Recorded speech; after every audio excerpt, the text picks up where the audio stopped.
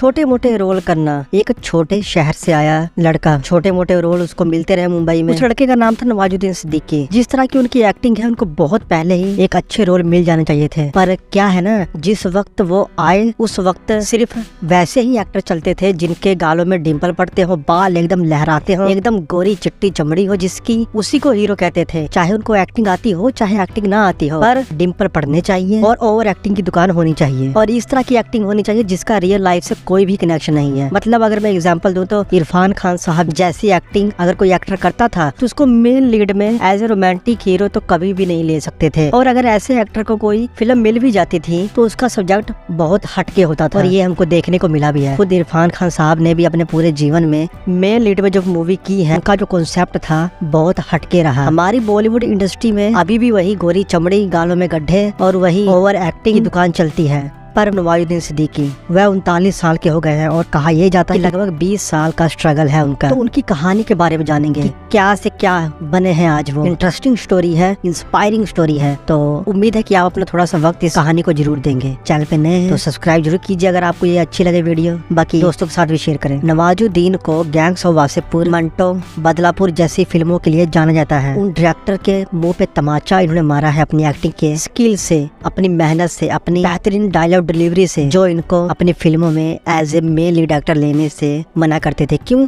वही फिर जो मैंने बताया ना, इनको एक्टिंग आती थी, ओवर एक्टिंग नहीं आती थी ना, इसलिए। और शुरुआत की इन सभी फिल्मों में उनके नाम से ज्यादा उनके काम को सराहा गया था, जो कि शायद उनके लिए भी अच्छा था कि उनको उनके काम की वजह से पहले जाना जाए। नाम तो बाद में लोग जान ही जाएंगे। लेकिन एक वक्त ऐसा भी था जब उन्होंने आमिर खान, संजय दत्त, अभय देओल जैसे एक्टर को एक्टिंग करते हुए देखा। उनकी फिल्मों में छोटे मोटे रोल भी किए थे। इन स्टार्स की फिल्मों में उनका रोल ना के बराबर ही होता था, बहुत छोटा सा, मतलब पलक झपकते गायब। नवाजुद्दीन की जो पहली फिल्म थी वो थी सरफरोश, की वजह से ही आमिर खान काफी ज्यादा फेमस हो गए थे। नवाजुद्दीन सिद्दीकी ने एक क्रिमिनल का रोल इसमें किया था। फिल्म में नवाजुद्दीन का रोल बहुत ही ज्यादा छोटा था, लेकिन कुछ मिनटों की झलक में उन्होंने अपना कमाल दिखाया था। इसके अलावा फिल्म शूल में वो वेटर के रूप में नजर आए थे। मुन्ना भाई MBBS में वह एक चोर के रूप में नजर आए थे। ये था इनका बीता कल। आज की अगर हम बात करें, बड़ी बड़ी फिल्मों में छोटे मोटे किरदार निभाने के बाद अनुराग कश्यप की फिल्म गैंग्स ऑफ वासेपुर जब उनको मिली, उनकी जिंदगी बदल। इस फिल्म के फैजल खान के किरदार में नवाजुद्दीन ने ये साबित कर दिया था कि वह लंबे रेस के घोड़े हैं।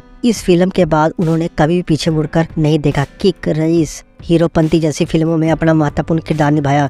अब आप कहोगे कि यार मैंने हीरोपंती का नाम क्यों लिया, क्योंकि हीरोपंती 2 में वो विलेन के रूप में नजर आए थे और उन्होंने इस पूरी प्रमोशन के दौरान ये भी बोला था कि कई फिल्में होती हैं जो पैसों के लिए करनी पड़ती हैं। नवाजुद्दीन जो कभी फिल्मों में छोटे मोटे किरदार करने के लिए तरसते थे, आज करोड़ों के मालिक है। अभी कुछ ही समय पहले मुंबई में अपना एक आलीशान बंगला बनाया जिसकी कीमत 12 करोड़ से ज्यादा बताई जाती है। रिपोर्ट की माने तो नवाजुद्दीन अपनी एक फिल्म के लिए 3 से 4 करोड़ तो आराम से ले लेते हैं और उनकी सालाना कमाई 12 करोड़ के आसपास है। नवाजुद्दीन की नेटवर्थ की अगर हम बात करें तो रिपोर्ट के अनुसार लगभग 96 करोड़ के आसपास तो है उनकी नेटवर्थ। पर फिर भी अभी उनको ए लिस्ट एक्टर में शामिल नहीं किया गया है, क्योंकि ए लिस्ट के जो एक्टर होते हैं उनको भाई साहब बहुत पैसा मिलता है।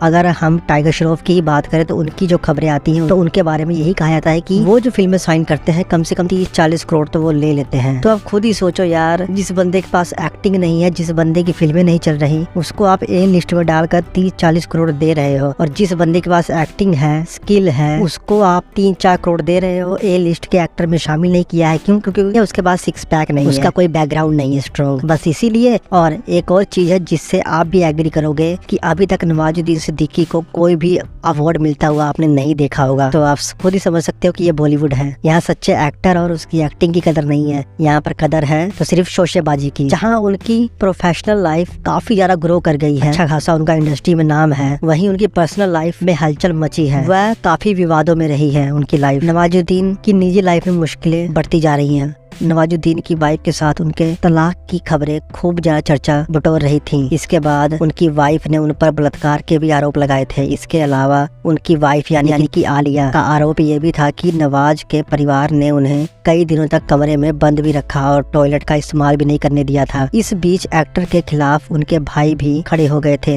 नवाज के भाई ने उन्हें मां से मिलने तक रोक दिया था।